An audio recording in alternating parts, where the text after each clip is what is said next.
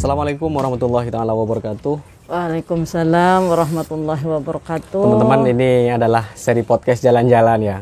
Hari ini saya sedang jalan-jalan ke Kelurahan Kledak Anyar, tepatnya di RT 02 RW 06. Ini adalah Ibu RT-nya, namanya Bu Rohani.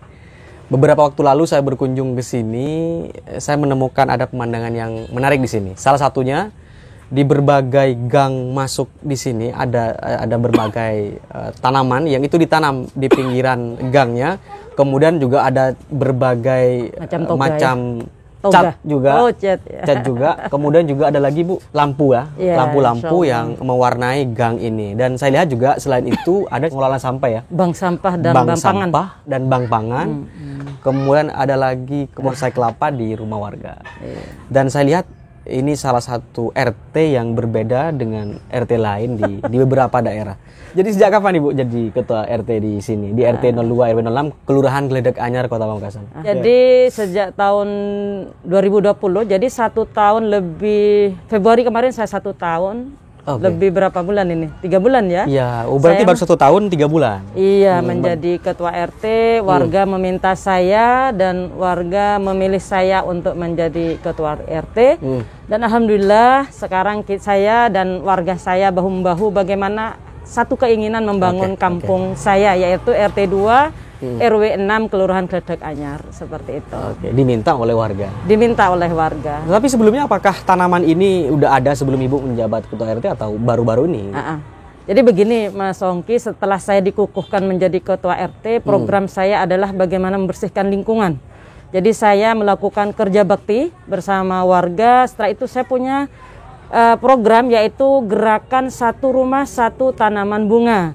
Satu rumah satu tanaman bunga. Ada Gerumta namanya, itu gerakan satu rumah satu tanaman toga. Jadi setiap sudut-sudut rumah pasti selalu ada cabai, ada kunyit, ada tomat, seperti itu. Ini adalah program pertama saya dan alhamdulillah berkelanjutan. Ada juga bank sampah dan bank pangan, seperti itu. Berarti itu terobosan, sebelumnya tidak ada? Iya, tidak ada seperti itu. Dan ini alhamdulillah ini warga menyambut dan ini adalah suatu keinginan bersama buat kami. Termasuk mewarnai gang-gang itu juga baru? Ya, jadi memang untuk untuk membuat indah kampung kita dan bagaimana memfungsikan spot-spot kosong seperti itu. Tetapi tidak ada niatan untuk jadi tempat wisata? Itu jangka nanti kalau Mas Ongki. Jangka panjang ya? Ya, saya memang ada keinginan untuk membangun kampung saya. Saya ingin mudah-mudahan dipertemukan dengan orang baik sehingga apa menjadi mimpi kami nanti ke depannya benar-benar terrealisasi. Selain ada satu rumah satu tanaman, kemudian juga ada di spot-spotnya dicat bagus, kemudian juga ada lampu-lampu yang dihiasi. Dan ini ada posko Janda Merana, Mas Ongki. Ini posko Janda Merana. Tempat nongkrongnya warga di sini. Ada 3 posko ya. Tapi bukan kumpulan janda tapi Bu? Nggak ada. Iya. Tapi berarti ini viral ini. Jadi posko Janda Merana. Jadi hanya namanya saja. Ini sebenarnya apa? Nah, ini ada bunga namanya Likuan Yu ya, dan ini adalah yang namanya bunga posko bunga Janda Merana, karena di sini ada poskonya kita namai posko Janda Merana. Ini namanya bunga Janda Merana. Karena poskonya ada bunganya dinamakan posko Janda Merana. Tetapi tidak ada jandanya kan? Sebenarnya ini marketing ya, marketing bagaimana kita bisa dikenal oleh masyarakat luas. Kan orang kan penasaran ya, kenapa sih posko Janda Merana gitu ya? Padahal ini kan cuma bunga seperti itu. Ini marketing. Salah satu marketing untuk mengenal. Seperti itu. Berapa masyarakatnya sini Bu? 120 kakak di sini. 120 kakak ya? Sekitar hampir 400 jiwa. Ada 3 gang ini. Mas. Ada gang 4, gang 7, gang 3 di sana Amin Ja'far itu. Selain itu juga ada bank sampah. Bank itu sampah. baru juga. Artinya maksudnya itu terobosan waktu Ya, Ibu. jadi begini, setelah 3 bulan saya menjabat ketua RT, Pak Lurah, Pak Bagus Irawan meminta saya untuk menjadikan kampung di sini kampung tangguh. Masih pandemi itu parah-parahnya ya. Awalnya saya nggak siap, tapi mau gimana lagi, beliau meminta saya mempercayai kami di sini RT 2 untuk menjadi kampung tangguh. Dan alhamdulillah setelah itu saya baca juknisnya, terinisiatif bagi saya bagaimana bank pangan ini menjadi solusi bagi saya, bagi warga kami yang terdampak pandemi. Dan alhamdulillah sampai sekarang berjalan. Gitu. Bank sampah itu. Bank sampah dan bank pangan. Dan bank pangan. Jadi memang Pak Lurah yang meminta saya. Oh, Gitu untuk semacam dijadikan instruksi kampung. ya? Apa yang minta saya, bisa nggak Bu RT di RT 2 menjadi kampung tangguh? Waduh, saya baru 3 bulan Pak Lurah saya gitu. Kata alhamdulillah, Bismillah ya semuanya bisa berjalan. Oke, bank sampah itu gimana cara kerjanya, Bu? Jadi begini, bank pangan ya awalnya. Bank Jadi pangan. kita merintis bank pangan. Saya ingin mengubah paradigma masyarakat, khususnya warga saya, agar tidak hanya menerima, tapi bagaimana warga atau masyarakat itu bisa memberi juga. Jadi sembako atau bank pangan itu ditukar dengan sampah, dan sampah itu kita kelola, ada yang dibuat daur ulang dan bisa dijual. Bisa lampion atau dekor-dekor yang lainnya seperti udah. Ketika menukar sampah sembako inilah gitulah. Kita jual. Ada beberapa warga yang menukar sampah itu kita jual dengan bank sampah Bestari insyaallah. Itu artinya bank pangan itu adalah di situ ada sembako, ada kebutuhan pokok begitu. Masyarakat yang punya sampah di rumahnya bisa datang ke bank pangan itu menukarkan sampahnya dengan bahan makanan. Dan laporannya lengkap Mas Wongki. Laporannya ya. Jadi kalau hari ini gitu di tanggal sekian warga nukar, nanti pengurus itu mencatat 3 bulan sekali kita laporkan ke warga apa saja proses proses terjadinya penimbangan atau penjualan itu. Kenapa perlu laporan, Bu? Bentuk pertanggungjawaban saya sebagai ketua RT dan bentuk pertanggungjawaban sebagai pengurus bank pangan seperti dan bank sampah. Berarti bank pangan ini juga hasil donasi dari warga. Dari warga yang mampu. Jadi dari warga untuk warga kembali ke warga yang mampu ngasih mensubsidi pangan ke situ ke bank pangan, mensubsidi, digulirkan lagi ke masyarakat. Dan ada beberapa donatur seperti itu yang membantu bank pangan. Karena setelah ditukarkan jadi sampah, sampahnya dikelola menjadi bank sampah. Jadi bertautan antara bank pangan dan bank sampah itu bersinergi seperti halnya saya dengan Mas Wongki. Berarti sekarang sudah 1 tahun, Bu ya? Iya. 1 tahun berapa bulan begitu? Iya. Saya ini yang cukup sampai hari ini membuat saya penasaran kenapa kok begitu semangat begitu. Karena sepertinya pemimpin-pemimpin hari ini banyak yang santai-santai saja. Ibu sebagai perempuan kenapa kemudian termotivasi untuk benar-benar bergairah di situ untuk memimpin warga ya dan juga mengatur beberapa hal agar indah di kampung ini, di RT ini begitu. Saya tipe orang yang nggak bisa diem gitu ya. Dalam artian saya ingin membuat sesuatu itu bisa bermanfaat. Nah, ketika warga saya minta menjadi seorang ketua RT, saya ingin berikan sesuatu gitu ya. Tidak hanya sekedar seorang ketua RT itu memberi tanda tangan gitu ya.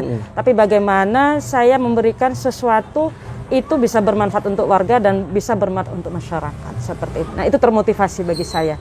Nggak tahu ya tiba-tiba saya ide punya ini. Kemarin itu kita punya program Kampung Ramadan. H-2 itu ada lomba takjil, menu takjil. Tingkat RT? Iya, warga. Jadi warga itu kita lombakan H-2, ada Pak Lurah gitu, ada Bu Lurah yang menjadi tim jurinya. Seperti itu, kita mengundang dari luar juga.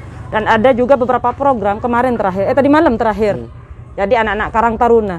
Jadi saya katakan di sini bukan ketua RT-nya komandannya, tapi adik-adik Karang Taruna komandan di Kampung Sin. Dan luar biasa. Ya? Iya. Jadi adik-adik Karang Taruna Premako itu selalu bersinergi dengan saya, dengan pengurus RT yang lainnya. Seperti itu. Kalau saya, Bu, saya selalu percaya bahwa kepemimpinan yang baik, semangat memimpin yang baik itu tidak lahir serta-merta. Ada latar belakang yang membuat kita bisa memimpin itu. Jadi Ibu belajar dari mana proses manajerial memimpin dan mengatur masyarakat di RT ini? Sebenarnya background saya itu adalah background pendidikan ya. Saya kebetulan kepala sekolah PAUD. TKI. Sampai sekarang? Iya, jadi saya di lembaga TKIT Al-Ibroh Pamekasan. Mungkin dari di situ saya juga aktif di beberapa organisasi dan di situ menjadi bekal buat saya untuk bisa memberikan kontribusi buat warga saya seperti itu. Ya, artinya dari bekal itu, kenapa tidak dibeginikan saja? Ada ide begini. Ya. Tinggal dieksekusi begitu Bu ya? Oh iyalah. Dan disambut oleh warga saya dan beberapa pengurus. Masa jabatan RT ini berapa tahun? 3 tahun. 3 tahun. Berarti masih sisa 2 tahun. Berarti tinggal menunggu 2 tahun lagi apa terobosan yang akan nanti sesuai visi dan misi program saya. Jadi bagaimana warga saya, khususnya RT 2 RW 6 Kelurahan Kledek Anyar ini, Mas Ongki, menjadi kampung percontohan. Kampung percontohan dan bagaimana warga saya makmur dan sejahtera seperti itu. Dan alhamdulillah sekarang luar biasa dengan adanya program yang mungkin basisnya masih merintis, itu sudah memiliki dampak yang luar biasa. Ini diskusi terakhir Bu ya.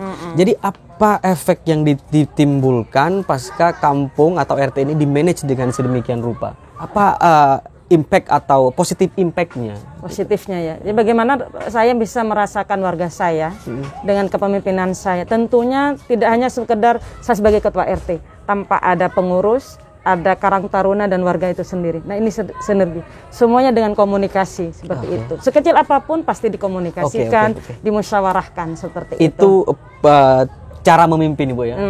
Harus dikomunikasikan. Harus dikomunikasikan sekecil apapun seperti itu Mas Ongki. Itu tata cara memimpin yang baik harus dikomunikasikan. Dan itu juga yang mungkin membuat kepemimpinan Ibu di RT ini juga kompak ya. Mudah-mudahan bisa bermanfaat, bisa menjadikan maaf ya, mungkin sebagian orang kok perempuan seperti itu. Tapi alhamdulillah warga saya memberikan ruang, meskipun saya perempuan, bisa bersama-sama dengan warga saya membangun kampung saya. Dan insya Allah ini akan habis Lebaran, Mas Ongki, kampung saya akan menjadi kampung binaan. Bagaimana 12 kecamatan nanti bisa menjadi belajar. Tadi malam Bu Camat rawuh ke sini untuk didokumentasikan apa saja program-program yang ada di RT saya. Dan berarti nanti bisa tinggal juga nonton di podcast saya. Siap. Jadi mungkin itu dulu Bu ya diskusi singkat ini. Banyak. Setelah ini kita akan menelusuri dulu jalan-jalan ke sini, ke pelosok-pelosok sini, kemudian juga ke gang-gangnya. Dan sekali lagi terima kasih ke Bu Rohani telah menerima kami podcast Mahasiswa Jalan-Jalan. Tentu tujuannya satu, kita belajar kepada siapapun kita belajar, termasuk ke Ibu Rohani yang saat ini memimpin RT 02 RW 06 di Kelurahan Kledek Anyar, Kota Pamekasan. Sampai jumpa di pertemuan berikutnya. Saya Assalamualaikum warahmatullahi wabarakatuh.